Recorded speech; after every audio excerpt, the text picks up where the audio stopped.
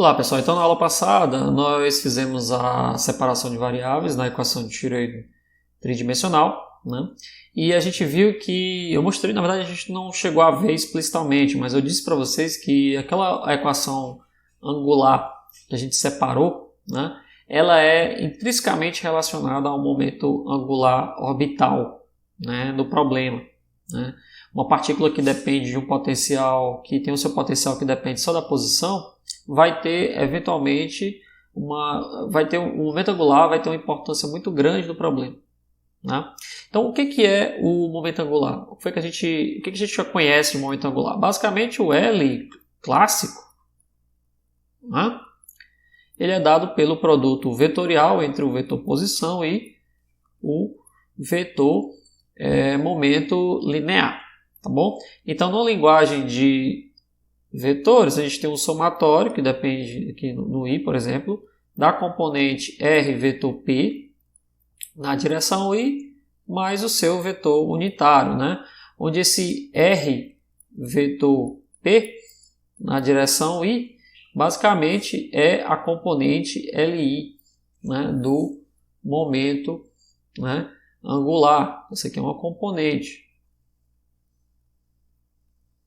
Tudo bem? Pode ser a componente x, pode ser a componente y, né? Pode ser a componente z. Né? Então, por exemplo, assim, de forma geral, lá na mecânica clássica, é o vetor RP, né? O produto vetorial entre o R e P, a sua componente I, basicamente é a componente I do momento angular, e a gente normalmente calcula, por exemplo, aqui, se isso aqui é o Lx, então vai ser YPZ e ZPY.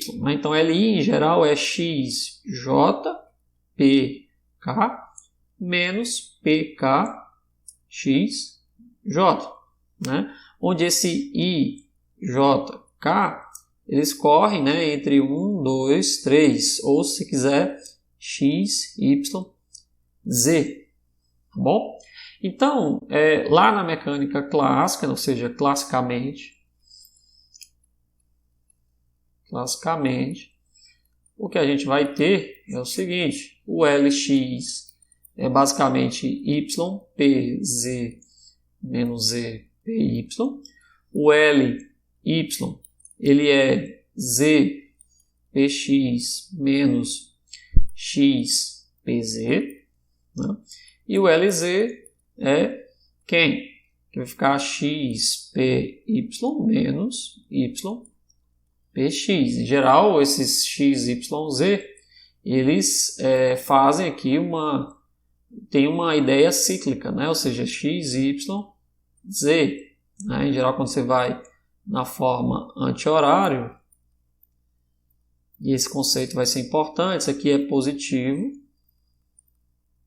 Bom, então, por exemplo, se aqui é a componente x, y, z, é por isso que dá positivo aqui, mas como x, z, p, y é no sentido horário, né? Quando você vai no sentido horário,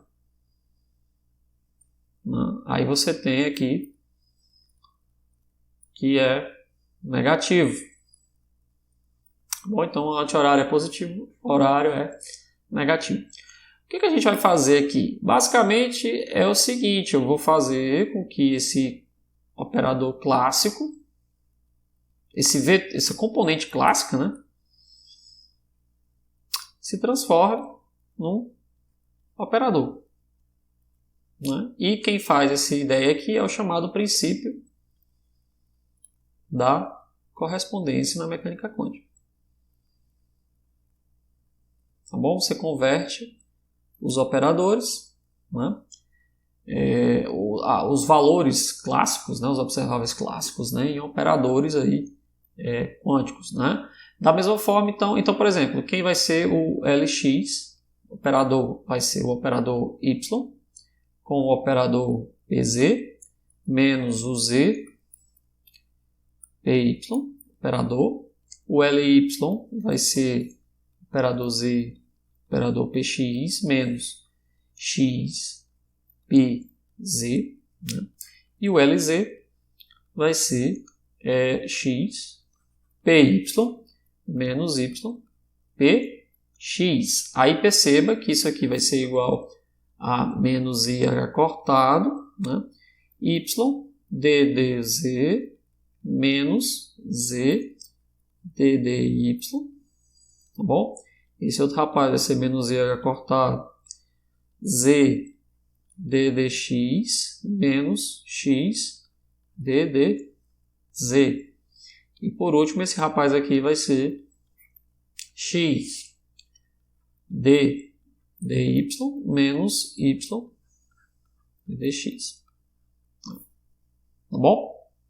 Só que, né, eu já mostrei para vocês aqui na aula passada que a relação de comutação entre uma componente do operador x e uma componente do operador p, né, ela pode ser zero, desde que você esteja em situações ortogonais. Então, isso aqui, na verdade, é delta de IJ.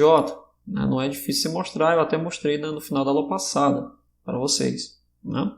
Então, o que acontece? Né? O que acontece é a gente se perguntar, será que é possível na mecânica quântica você ter com certeza uma medida de Lx, né? Ly e Lz? Né? Será que eu posso dizer que existe um operador L, né? Operador L, por exemplo, que é Lx i mais Lyzj mais Lzk? Aí vocês, professor, por que você está perguntando isso daí? Pô, claro que existe, é só colocar esses operadores aqui. Na verdade, né, a gente vai mostrar que você não pode definir um operador momento angular dessa forma aqui. Por quê? Porque eu vou mostrar para vocês que duas componentes quaisquer do momento angular não comutam entre si. Né? Então não é possível, eu já vou adiantar aqui, não é possível medir ao mesmo tempo Lx, Ly e Lz. Esse é o grande problema, né, de se definir o operador momento angular. Por que não vai ser possível medir Lx, Ly e Lz ao mesmo tempo? Porque eu vou mostrar para vocês que as componentes do momento angular não comutam entre si. Tá certo? E quando elas não comutam entre si, e o porquê delas não comutarem entre si está justamente nesse entrave aqui da relação de comutação entre o x e o p. Ou seja, já que eu não consigo medir posição e momento ao mesmo tempo, eu vou ser impossibilitado também de medir as componentes do momento angular. Tá bom? Então, para mostrar que essas componentes não comutam, o que a gente vai fazer é calcular o comutador de Li com Lj, onde esse IJ, né, obviamente, vai correr aqui sobre todas as componentes, x, y, z. A pergunta é, quanto que vale esse rapaz aqui? Né? Para fazer essa prova aí dessa relação de não comutação, você poderia pegar aqui as derivadas, sair derivando um em relação ao outro, tirando uma derivada de psi em relação a z e tal, fazer aqui um trabalho realmente bem difícil, né? Que é fazer a derivada aqui desses caras aqui, né? E encontrar a relação de comutação. Não é fácil. Para deixar esse problema um pouquinho mais, digamos, formal, né? Um pouco mais elegante, né? A gente vai usar aqui as notações, né? Os símbolos, né? Conhecidos como os símbolos de delta de Kronecker, como esse aqui, para facilitar, né? O símbolo de Levi-Civita, né? Que é um assunto de métodos matemáticos, né? E a notação de Einstein, para facilitar, né? O que é cada uma delas, né? O delta de delta de Kronecker, né? Você já conhece. O delta de Kronecker, basicamente, o delta de IJ, a gente já usa sempre, né? É simplesmente 1 quando I igual a J e ele é 0 quando I diferente de J. Né? Aí vem o famoso símbolo de Levi-Civita, que alguns matemáticos, né, chamam, alguns físicos também, chamam de pseudotensor. Né? O símbolo de Levi-Civita, né, que é o epsilon de JK, ele é o seguinte, ele é 1, né, quando o I, JK são cíclicos.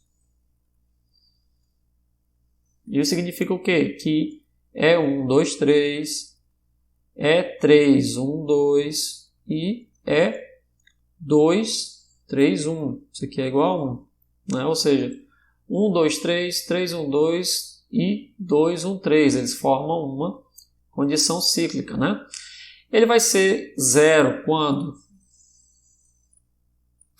I for igual a J, por exemplo, ou J igual a K, ou I igual a K. Né? Basicamente, quando você tiver um termo aqui repetido, certo? Entre eles. E ele vai ser menos 1 quando I, J e K forem anticíclicos. E o que é ser anticíclico? Né? É você ter, por exemplo, 3, 1, 3, 2, né? Ou, por exemplo, 3, 2, 1, né? Ou, por exemplo, né? 2, 1, 3. Né? Então, basicamente, você olha aqui para o 1, 2, 3, se a relação for cíclica, né? Basicamente, no sentido horário aqui, né? Você tem 1. Né?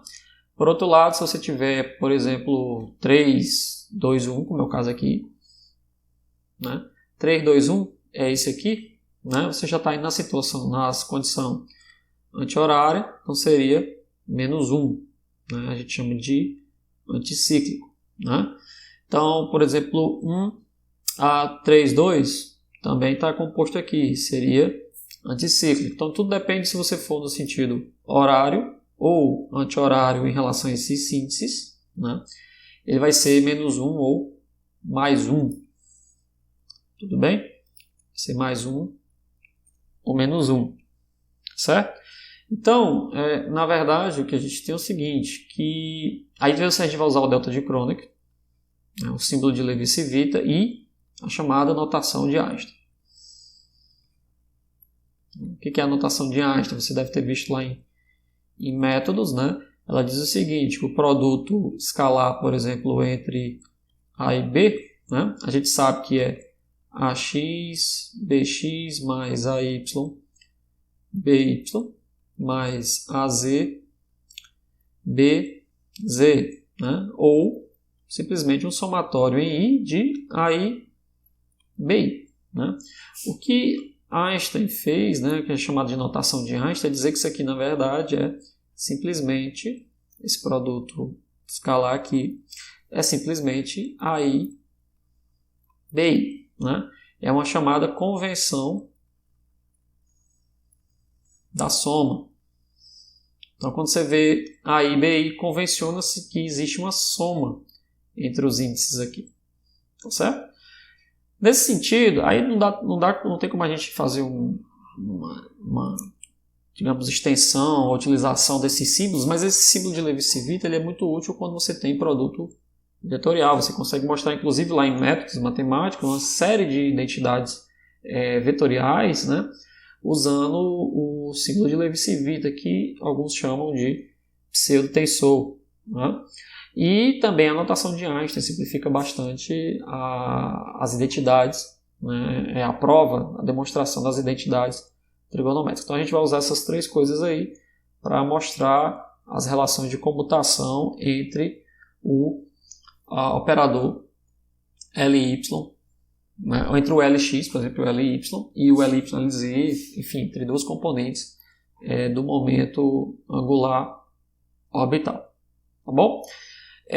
Então, vamos lá. Sabendo disso, a gente diz então que, por exemplo, uma componente LK, né, uma componente qualquer do momento angular, como é que ela vai ser escrita? Né? Por exemplo, a componente, o operador LK, vai ser basicamente um epsilon de K e j de quem? De xi, pj. Por que eu posso escrever assim? Que isso aqui basicamente diz o seguinte, que o Lx, por exemplo, né, ele é ypz menos z py. Né? Então, se você olhar para cá, ó, por que eu posso escrever isso aqui? Convenciona-se que existe uma soma aqui, né, desses símbolos que não estão aparecendo. Né? No caso aqui, quem que não está aparecendo é o i e o j. Né? Então, basicamente, você pode dizer que quando for esse cara aqui positivo, aí a gente repete aqui x e j. Então, o k seria o 3, né? E aqui seria o 1 e o 2. Então, x1, p2. Né? Então, você tem aqui, por exemplo, L3 seria epsilon de 3, 1, 2, x1, p2, mais epsilon de 3, 2, 1, né, que são os índices que aparecem aqui, x é x2, p1, tudo bem? Aí tem os outros, quando não aparece o índice, convenciona-se que todos eles são inclusos na soma, que é o epsilon de 3, 1, 1, x1, p1, mais o epsilon de 3, 2, 2, x2, p2. Se você olhar para cá, o epsilon vai ser 1 quando ele for cíclico, o epsilon vai ser menos 1 quando ele for anticíclico e vai ser 0 quando tiver índices iguais. Então esses caras aqui, ó, é 0. Esse é 0, esse é 0. Esse aqui vai ser 1, porque é cíclico, né? E esse aqui vai ser menos 1. Então, a componente 3 do momento angular, por exemplo, ela vai ser x1, p2, né, menos x2, p1. Né? Então, essa notação aqui, simplificada, né, juntamente com a convenção de Einstein, né, de que os índices omissos eles estão somados, né, faz com que a gente possa usar aqui, né, e mostrar as relações de comutação no momento angular. Por quê? Porque agora o comutador de I com LJ, eu vou dizer que vai ser o quê? Vai ser, para simplificar, eu vou usar a mesma notação que a gente vem usando. Então vai ser o seguinte, epsilon de ILM, né, de um certo XLPM, né? Eu estou colocando outros índices aqui. E o J vai ser um epsilon de J, só você olha para cá. Ó. K, esse índice aqui se mantém, ó, então está aqui. Ó, o índice se mantém de J, aí eu vou dizer que é um RS. Tá bom? De XR, PS. Tá bom? Então está aqui o índice J e o índice I, ó, justamente das componentes, o símbolo de Levi-Civita e as componentes que são, né, permutadas na questão. Como esses dois caras são números, né, se eu posso tirar da relação de comutação, então vai ficar assim, y de LM vezes y de JRS, relação de comutação entre XL, PM, comutado com XR, PS. Tá bom? Tudo bem? Então, para a gente descobrir essa relação de comutação aqui, quanto que vai dar, a gente vai precisar calcular duas coisas. Tudo bem? A primeira é um probleminha simples de comutadores. Não tão simples, mas bem... É simples na ideia, mas é trabalhoso, né? Que é essa relação de comutação aqui. Quanto é que vale? Né? Na verdade, eu vou ter que descobrir quanto é que vale o computador de A, B com C, T. Bom? E aplicar para esse operador aqui.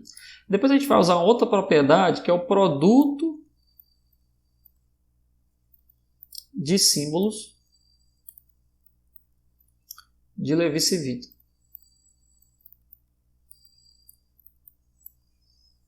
Bom? Produto de símbolos de Levi-Civita. Que eu vou deixar mais para frente aí para a gente descobrir. Né?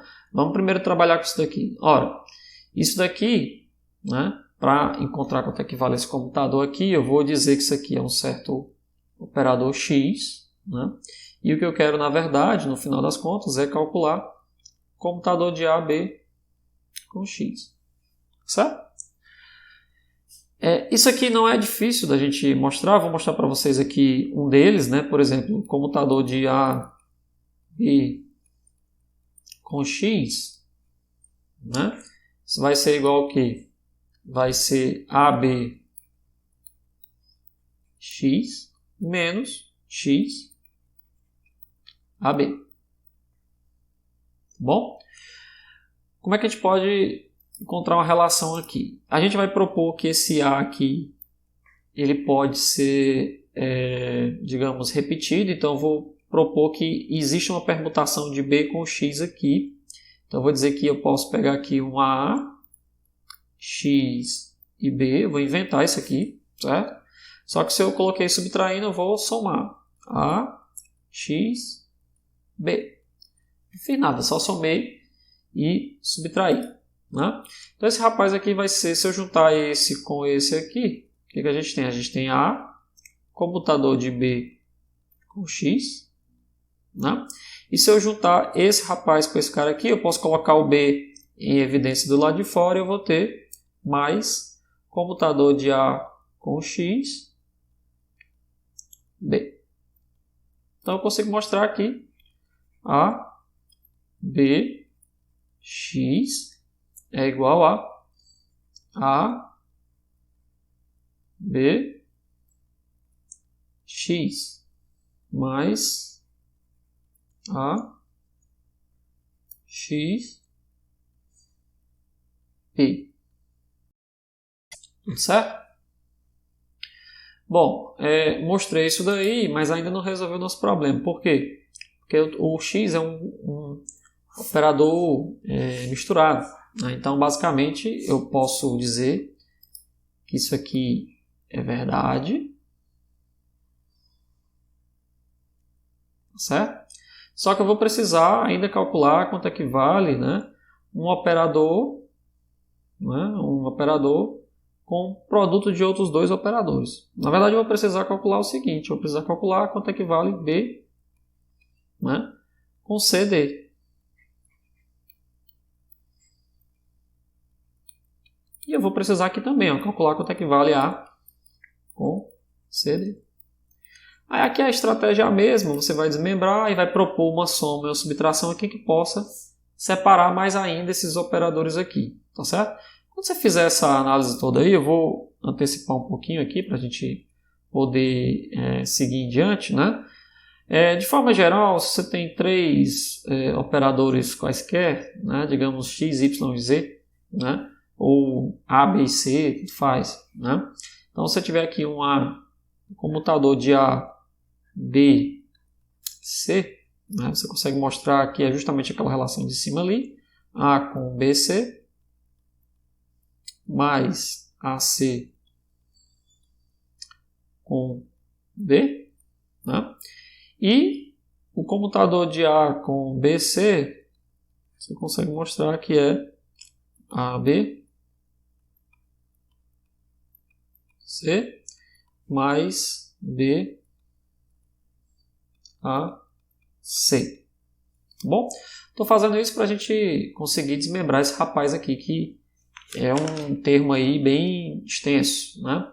Então, fazendo tudo isso daí, você chega à conclusão de que é o que a gente vai precisar, que o comutador de AB com CD, né, ele vai ser um termo bem extenso, que é A, comutador de B com C, T, né, mais AC, esses aqui vão ficar juntos, né, BD, né, mais comutador de AC, não é difícil mostrar, isso daqui só é bem trabalhoso e você tem que ter muita atenção.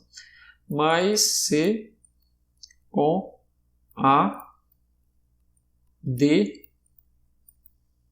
B. Né? Então, a gente vai usar justamente essa expressãozinha aqui para encontrar a relação de comutação entre aqueles termos lá do momento angular. Então, XL PM, comutador com XR PS, né? Vai ser o quê? Aí vamos lá, ó. XL, PC, PM, XR, bom? E aí vem o PS do lado de fora aqui, mais AIC, né? XL, XR, aí vem PM, PS, bom? Mais AIC, então XL, XR, DB, então é PS, PM, mais C, que é XR, comutador de A com D, então é XL, PS, bom? E do lado de fora aqui tem o PM, né? Ora, as componentes de um vetor, aí aqui, ó, perceba que aqui a gente tem a relação de comutação, IH cortado, delta, né, menos, né, que está ao contrário aqui, delta de MR, né? Aqui a gente também tem, ó, IH cortado, delta de LS, né? Só que aqui a gente tem uma relação de computação entre componentes, né? Independente de ser a mesma componente ou uma componente x, y, z, isso aqui vai ser zero, porque as componentes de um vetor comutam entre si, né? Não tem por que não comutar, são direções ortogonais.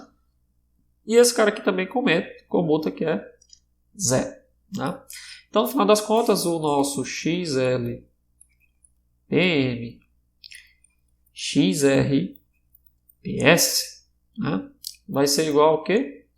I H cortado, delta de LS, né, XR PM, esse termo aqui primeiro, menos IH cortado, delta de MR, XL, PS. Tá bom?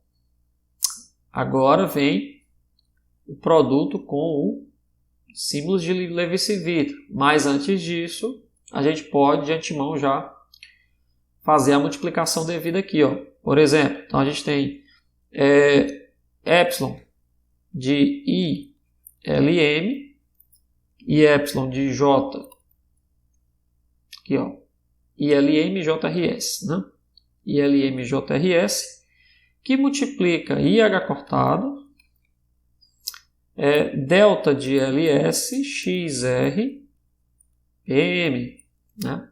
Menos IH cortado, o produto dos símbolos de Levi-Civita, JRS, delta de MR, XL, PS. Aqui muita atenção, ó.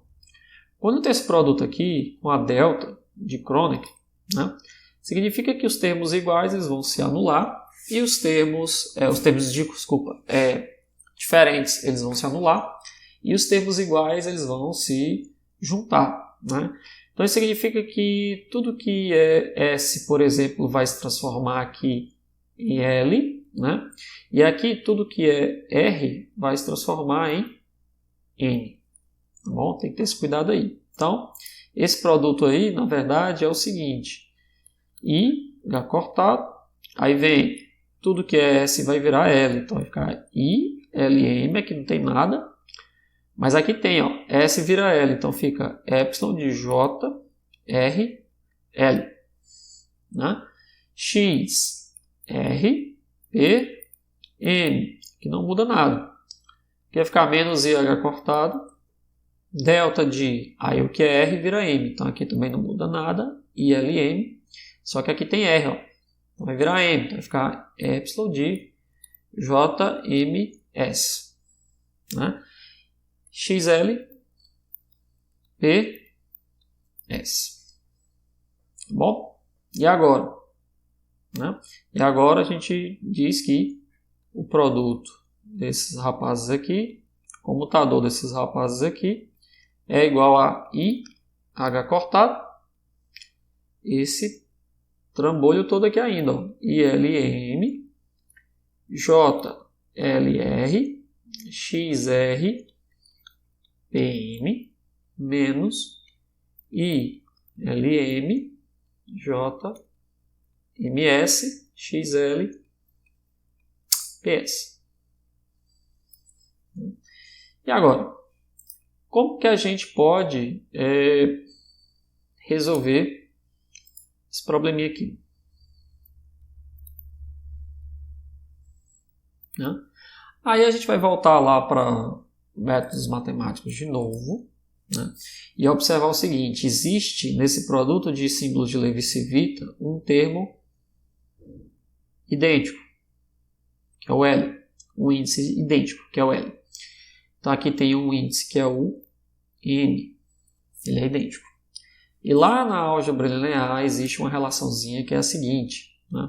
O produto de dois símbolos de Levi-Civita, por exemplo, EABC e um EAFG, por exemplo, ele é igual a delta de Kronecker de B e F, delta de Kronecker de C e G, menos delta de Kronecker de B e G,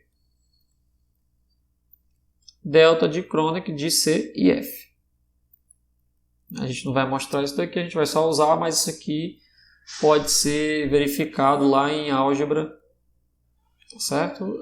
Um pouquinho de álgebra lá em métodos matemáticos, né? Você pode até usar essa expressão para mostrar uma série de identidades trigonométricas.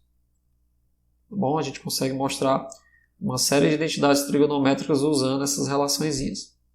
Tá bom?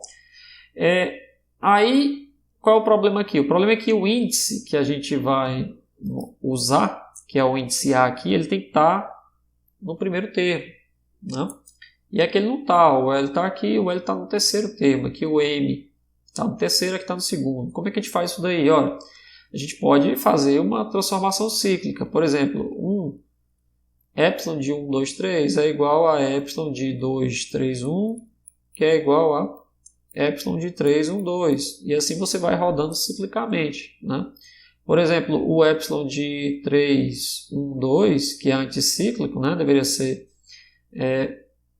que é 3, 2, 1. Né? 3, 2, 1, que é anticíclico. Tá certo? Se ele é menos 1, isso aqui é 1. Isso aqui é menos 1, mas ele é igual a 3, 1, 2, 2, 1, 3, que é igual a epsilon de 1, 3, 2. É tudo igual a menos 1. Então a gente pode rotacionar esse cara aqui também, ó, e deixar todo mundo com o L em primeiro. Então, epsilon de LM vai ser igual a epsilon de LMI. Tá bom? E esse cara aqui, ao rotacionar também, né, mantendo aqui a ordem entre os dois, vai ficar epsilon de LJR.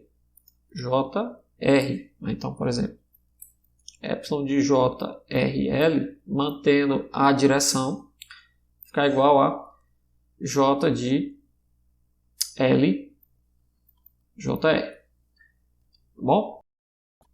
Tudo bem? É como se você estivesse fazendo o seguinte, aqui tem 1, 2, 3, para quem ainda está com dúvida, né? Eu simplesmente jogo esse cara aqui para cá, mantendo a ordem, vai ficar 3, 1, 3, 1, 2. Aí eu jogo esse cara para cá, fica 2, 3, 1. E assim vai. Até que eu jogo esse cara para cá de novo e volta a ser 1, 2, 3. Então, 1, 2, 3, ele passa por 3, 1, 2, por 2, 3, 1, até virar 1, 2, 3 de novo. Desde que você pegue e faça as transformações aí ciclicamente. Tá bom? Por que eu estou fazendo isso daqui? Porque eu vou melhorar agora essa nossa expressão. Então, o nosso comutador de LI, LJ, ele é IH cortado. Aí aqui fica o seguinte, ó.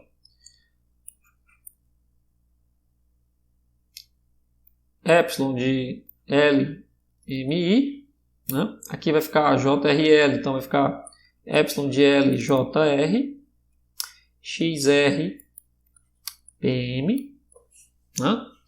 E esse outro aqui, ó, a mesma coisa, ó. Fazendo a transformação cíclica, eu digo que ILM é igual a MIL, né? E o epsilon de JMS, ele é epsilon de MSJ, tá bom? Então aqui vai ficar menos epsilon de IL, epsilon de MSJ, aí vem com XLPS. XLPS. Esse professor é muito complicado essa forma aí, não é melhor só derivar, não? Não é melhor só derivar, não. Usando as derivadas aqui, se você for usar as derivadas para mostrar isso daí, dá uma conta bem mais complicada, né? Bem mais chatinha. E além do mais, você não consegue aplicar os conceitos de métodos matemáticos que você aprende. É uma derivada bruta, simples, né? Aqui você aprende várias coisas, né? E é útil, extremamente útil lá em métodos matemáticos para mostrar uma série de identidades trigonométricas, né? Então aqui, o que acontece? Vamos lá. Esse rapaz aqui vai ser então o quê? IH cortado, aí vem aquela diferença de delta. Vamos lá. Esse com esse, então delta de MJ, delta de IR, mantendo a ordem, ó, o primeiro com o primeiro, segundo com o segundo. Agora inverte, ó. Delta de segundo com o terceiro, MR, e delta de IJ. Tá bom? Tudo isso aqui multiplicado por XR PM. Tudo bem? Aí agora, ó, menos delta de IS, delta de LJ, menos delta de IJ, delta de LS. Tudo isso aqui, XL, PS. Vamos lá. Então aqui vai ficar menos IH cortado. Aí, ó, perceba aqui quais são as transformações que a gente vai fazer. Quando a gente multiplicar esse termo aqui com esse rapaz aqui, né, nessa multiplicação, já você deve perceber que o J, o M vira J, tá bom? E o que é R aqui vira I. Então, quando você multiplicar aqui pelo produto, vai sobrar só o quê? X, I, porque o R virou I, e o P, J. Tá certo? Nessa segunda aqui, o R vira M. Ou M vira R, né? E o J vira I. Só que aqui não tem J nem I, só tem RM. Então a gente vai ficar o seguinte, ó. U menos I H cortado vai repetir o delta de IJ, porque não está dentro da soma, né? Só que vai ficar X, M, P, I. Tá bom? Aí aqui, ó, menos, vamos lá, IH cortado. Nesse caso aqui, o que é S vira I e o que é L vira J. Então vai ficar menos, o que é S vira I. Então X, J, P, I. Né? E nessa segunda aqui, o que é S vira L e o que é J vira I. Né? Então, como é que fica aqui? Mais IH cortado, X, S, P, S. Tá bom? Olha, delta de IJ. Olha para cá. Ó. A gente está usando a convenção de Einstein, né? Ou seja, se você tem índice repetido, você tem uma soma, você tem um produto escalar. Esse termo aqui todinho, dentro da convenção de Einstein, isso aqui é um resultado que é um produto escalar de x com p. Né? Esse termo aqui é um produto escalar de x com p também. Porque na convenção de Einstein, o índice, quando ele é mudo, né, ele está sendo somado. Tá bom? Então, nesse caso, esse termo aqui ele é idêntico a esse. Eu posso cancelar. Tá bom? Porque na convenção de Einstein, A escalar com B, isso aqui é igual a AI, BI, certo? Só que A escalar com B também é igual a AJ, BJ, se eu quiser. Certo? Então, na verdade, na conversão de Einstein, AI, BI menos AJ, BJ, isso aqui é zero. Tá bom? Porque os índices estão... Isso aqui é um produto escalar. Tá certo? É um produto escalar. Esse termo aqui vai ser igual a isso. Aí vocês, derivado seria mais fácil de ver. Mas com a derivada você faria uma conta enorme. No final das contas você ainda não mostraria com, digamos, essa beleza de se usar a notação, né, dos tensores aí, o pseudotensor, o símbolo de Levi-Civil, né? Então vamos lá. Para concluir, ó, LI, LJ, isso aqui vai ser igual ao quê? IH cortado, XI, PJ, menos XJ, PI. Certo? Aí o que acontece? O que a gente vai mostrar aqui agora? Né? Quem é esse cara aqui? Olha, isso aqui basicamente, né? Você acha que a gente está somando isso aqui, né? Perceba que epsilon de K e J multiplicado pela componente LK, né? Isso aqui é o que? Epsilon de K e J. Quem era o LK? LK MN, por exemplo, X M P N, né? A gente usa aqui de novo o produto dos símbolos de Levi-Civil. Isso aqui vai ficar delta de I M, delta de J M, né? XM PN menos delta de IN, que é esse com esse aqui, J com M. Então, J com M, né? X M P N, né? Aqui o que é M vira I e o que é N vira J. Então vai ficar X I P J. E aqui o que é N vira I e o que é M vira J. Então vai ficar menos X J P I, que é justamente o que a gente tem aqui, ó. Certo? Ou seja, esse cara aqui é igual a isso aqui. Então, LI LJ, no final das contas, é igual a I H cortado, epsilon de K e J LK. Olha que beleza aqui. Olha que resultado importantíssimo sobre o momento angular. O que é que significa isso? Significa o seguinte, ó, que o comutador da componente Lx com a componente Ly, né, vai ser igual a IH cortado. Aí vamos aqui, ó, epsilon de Z, né, que é a terceira componente, X, Y, né, LZ. Mas como isso aqui é cíclico, né, XYZ, isso aqui é IH cortado, LZ. Ou seja, o comutador de Lx com Ly não é zero. Ele é justamente a outra componente do momento angular. Olha que beleza. Né? Da mesma forma, comutador de Lx com Lz, né? Aí vai ser o que? IH cortado Ly, né? Só que tem que manter a ciclicidade, né? Como aqui é XZ, ó, perceba que aqui seria Y, né? XZ.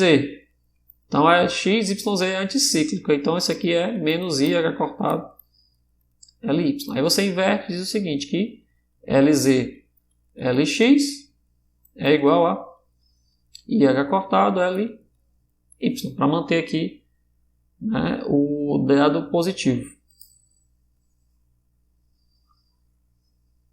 Bom, e por último a gente pode mostrar aqui o comutador de YZ, sem problema nenhum, usando essa mesma estratégia. É IH cortado, como aqui já está cíclico, né? X. Bom, ou seja, no final das contas a gente mostra o seguinte, que as componentes do momento angular orbital não comutam entre si. Olha que situação bem difícil de entender, né? Isso significa que isso não acontece, por exemplo, com o operador posição e operador momento. As componentes do operador posição e do operador momento, elas comutam entre si. Já o momento angular, não. A gente está mostrando explicitamente que as suas componentes não comutam, né? Qual é a consequência da mecânica quântica? Quando você tem dois operadores que não comutam, né? Isso significa que as componentes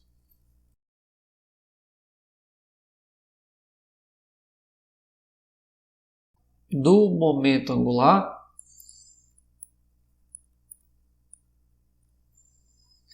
não podem ser medidas simultaneamente.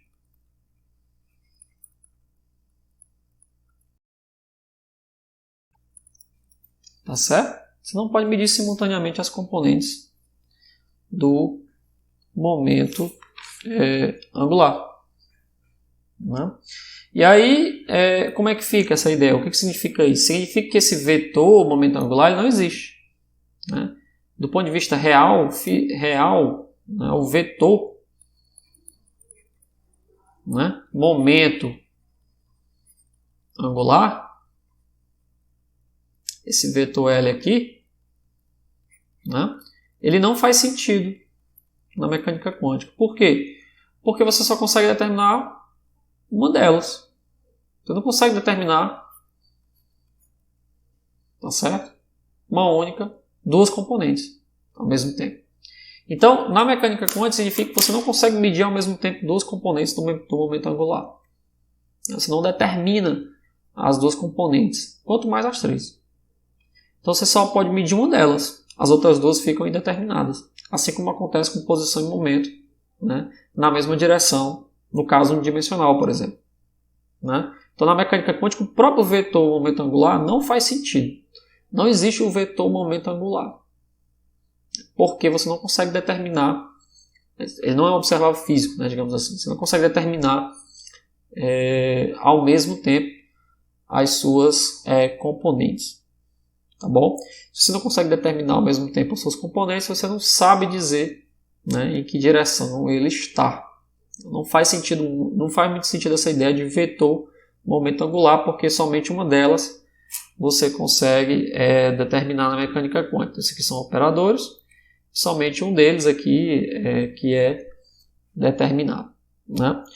Vamos ver sobre, já que as suas componentes não comutam, né?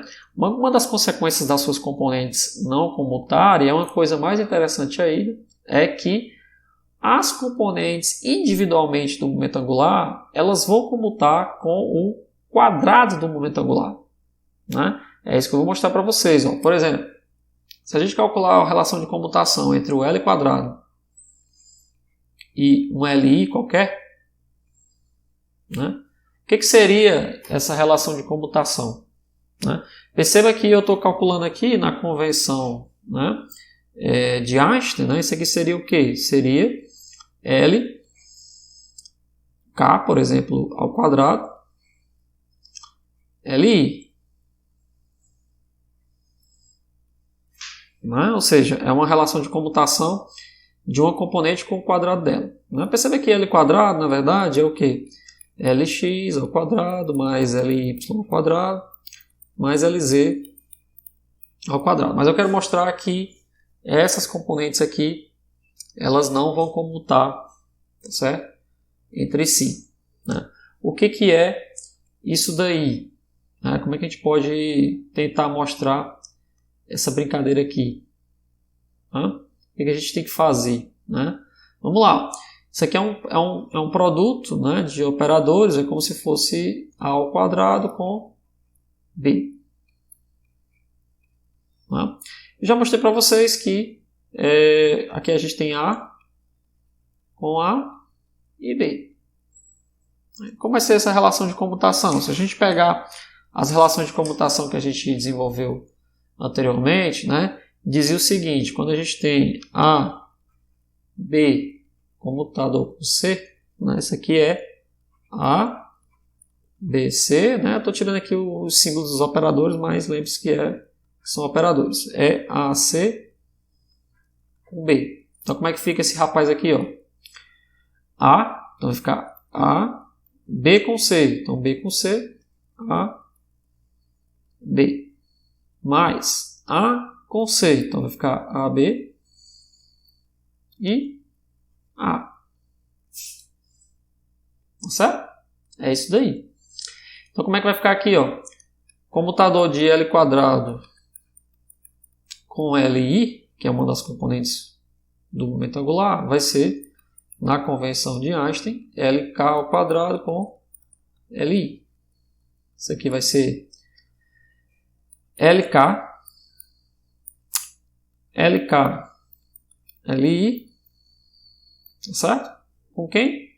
Mais AB, né? Quem é o AB? Lk, Li, com o computador do operador LK. Então, vamos ajeitar aqui, ó. LK, computador de LK com Li, né? A gente já mostrou isso aqui é IH cortado, epsilon de J, K, I, e a componente é LJ, né? Mais aqui, epsilon de J, K, I, IH cortado, LJ, juntamente com o K. Então, ó, isso aqui vai ser IH cortado, epsilon de J, K, I, LK, LJ, certo? Mais IH cortado, né? Epsilon de J, K, I, LJ, LK. Vamos olhar com calma isso daqui, ó. Aqui a gente tem uma permutação que é anticíclica e aqui é outra que é cíclica. Eu posso dizer o seguinte, ó. Se você lembrar da nossa definição de componente de produto de vetor de momento angular, a gente tinha dito que a componente LK ela era epsilon de K e J, xi, pj. Né? Isso porque a componente, por exemplo, LK, ela era uma componente K do produto vetorial entre o X, entre o R, né? E o P. Tá bom? Então o que é isso aqui? Isso aqui é IH cortado. Aí, ó, perceba que o KJ, né, o I, né? Então, como é cíclico, a gente vai fazer assim, ó, EJKI é igual a EIJK. Né? Então, vai ficar EIJK com LK, LJ. Tá certo? Tudo bem? E aqui é IH cortado. Como a gente está colocando o I aqui para repetir, então vai ficar IJK, LJ, LK. Aí perceba, ó, quem é isso aqui? Se você olhar para cá, é a componente K, né? Então essa aqui vai ser a componente I de um produto vetorial entre esses rapazes aqui. Né? Então supostamente seria, né, em princípio aqui seria exatamente o que? Seria a componente I. Só que aqui, ó, perceba que é JK, então é anticíclico, então seria negativo, né? Isso aqui é um negativo. Vou colocar um negativo aqui, na frente.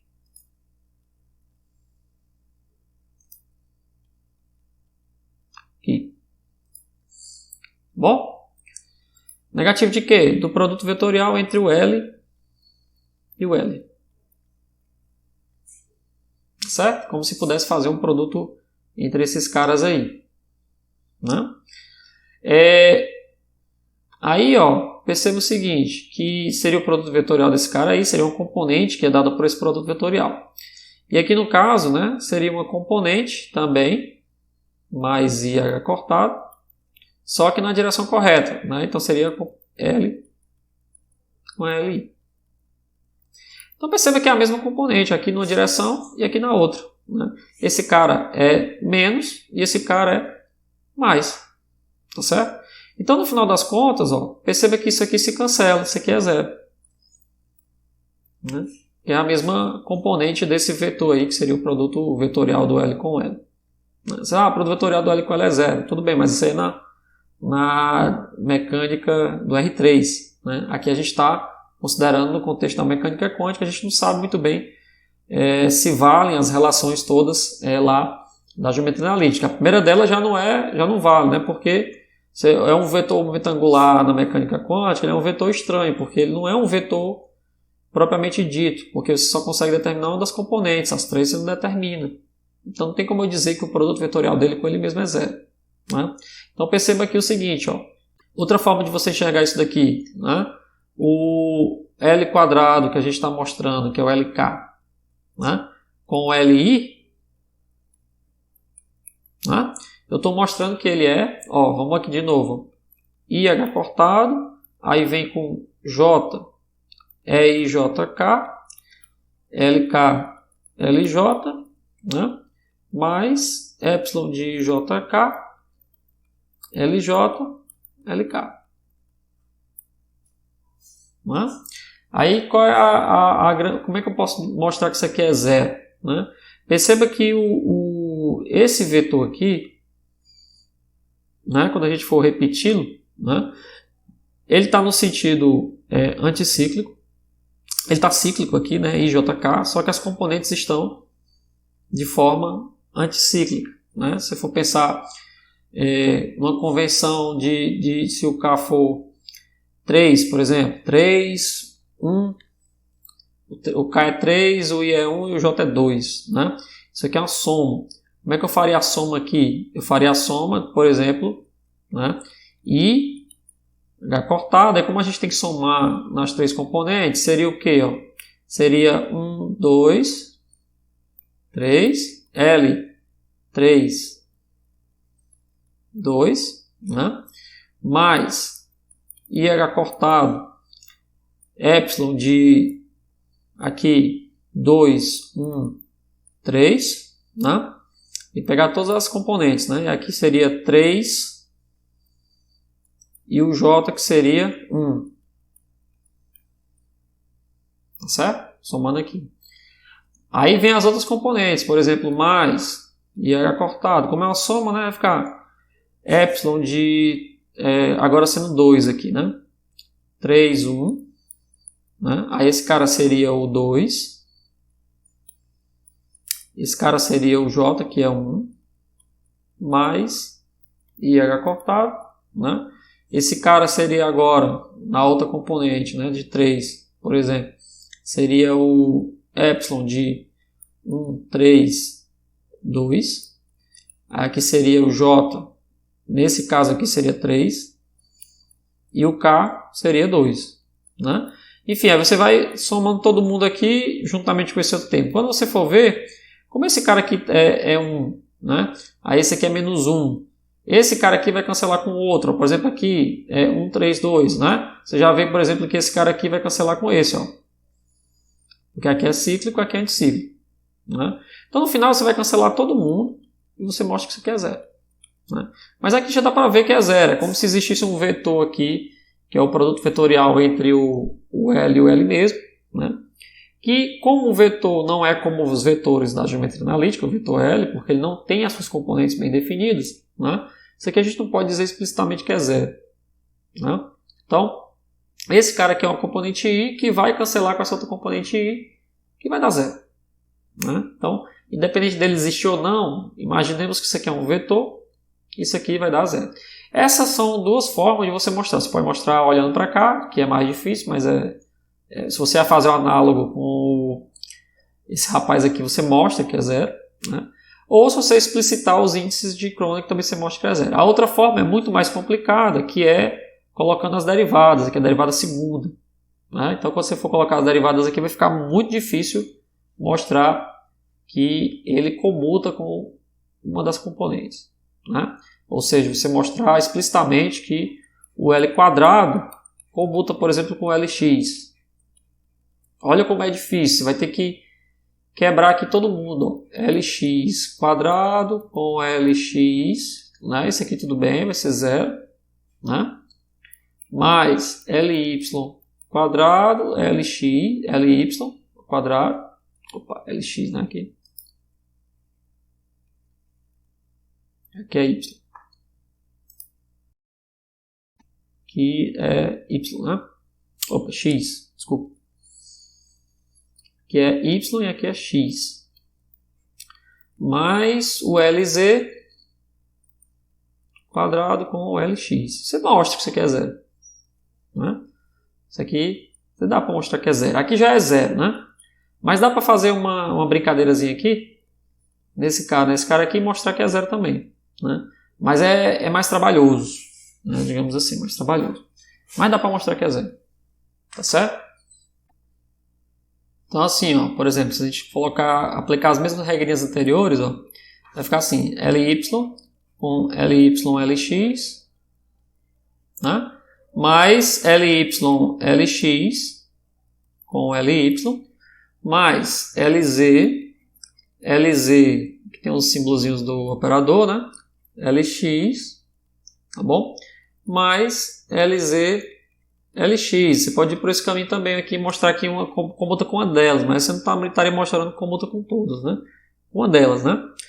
E Lz, né? Aqui, por exemplo, o computador de x e y vai ser menos IH cortado Ly Lz, né? Aqui também menos IH cortado Lz Ly, que a gente já descobriu isso aqui, que é o computador, eles não comutam, na verdade, mais IH cortado Lz xy, Ly, e aqui mais IH cortado também, Ly, Lz.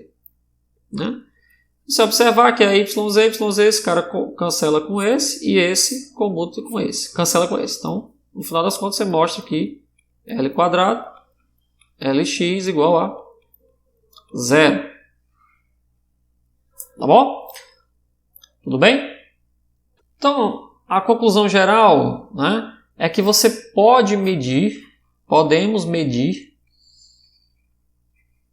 uma das componentes. Das componentes aqui pode ser qualquer uma delas. Tá certo? Lx, Ly ou Lz. Tá bom? Em geral, a gente escolhe o Lz por uma questão só de conveniência, mas pode ser uma delas. E podemos medir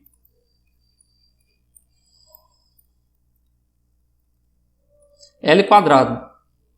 Então, o momento angular quântico, porque ele comuta com as componentes. Então, o momento angular na mecânica quântica, o momento angular orbital, tá certo? Na mecânica quântica, você só consegue determinar o seu quadrado, que é o L quadrado, e uma componente dele, que em geral a gente escolhe é o Lz. Tá bom? As outras duas componentes elas ficam indeterminadas. É por isso que normalmente você encontra, alguns autores gostam de tratar o momento angular como se ele tivesse módulo, né? Ou seja, ele tem o seu módulo definido por esse L quadrado, né? Você pode medi-lo, né? E uma das componentes. Então, em geral, os autores gostam de escrever essa ideia de que o momento angular ele é um vetor que não tem a sua componente, por exemplo, x e y bem definida, mas ele tem uma delas definida, que é, em geral, a z. Certo? Aqui é o eixo z. E o eixo x e y ele fica indeterminado. Então, ele tem uma distância que a componente z dele é definida no espaço, né? Você consegue definir. E consegue definir também o seu módulo. Né? Então, perceba que é um pouco estranho o momento angular. Né? Porque você conhece o seu módulo, ele é nada mais do que a raiz quadrada do L quadrado. Né? Desse rapaz aqui, é o módulo dele. E você consegue conhecer uma das componentes só, né? O LZ, por exemplo. Você consegue medi-lo, essa componente. É possível de medir, tá bom? Já as outras duas componentes você não mede, tá certo? Então você sabe quanto é que vale uma das componentes. Em geral a gente escolhe o LZ e sabe quanto é que vale o módulo. Mas aí as outras duas, né, x e y, são determinados. Tá bom? São indeterminados. Tá certo? Então, o princípio da incerteza entre dois observáveis, né, nos dizia que esse cara aqui, ele era maior ou igual ao quê? Né, se você estiver lembrando disso daí, é simplesmente esse rapaz aqui, 1 sobre 2, 1 sobre 4, né? O módulo do valor esperado do comutador entre eles. Quadrado. Não é isso? Então, para o LY, por exemplo, e o LZ, e o LY, e o LY e o LX, né? Isso aqui vai ser, como esse cara aí, H cortado LZ, né? A gente vai ter H cortado ao quadrado sobre 4, o valor esperado de LZ. Né? Isso aqui, obviamente, ao quadrado. Né? Ou seja, o valor o desvio padrão das medidas de Lx e Ly vai ser igual a H cortado sobre 2, o módulo de Lz. Tudo bem? Então, esse aqui é um resultado importante, que você consegue medir o valor esperado de Lz, você sabe medir o Lz, e a relação de incerteza, né, entre as outras componentes é dada pelo princípio de certeza generalizado. Relação de incerteza para momento angular. Tá certo? Quando for na próxima aula, a gente vai descobrir uma série de outros efeitos interessantes que vêm justamente do fato de ele comutar com uma das componentes e não comutar com a componente entre si. Tá certo? Então, o fato dele comutar com o quadrado, o seu módulo quadrado, e não comutar com as suas componentes entre si, né, faz com que a gente encontre aí outras propriedades interessantes sobre o momento angular. Então, na próxima aula a gente vai ver direitinho isso daí, tá certo? Então, até a próxima aula.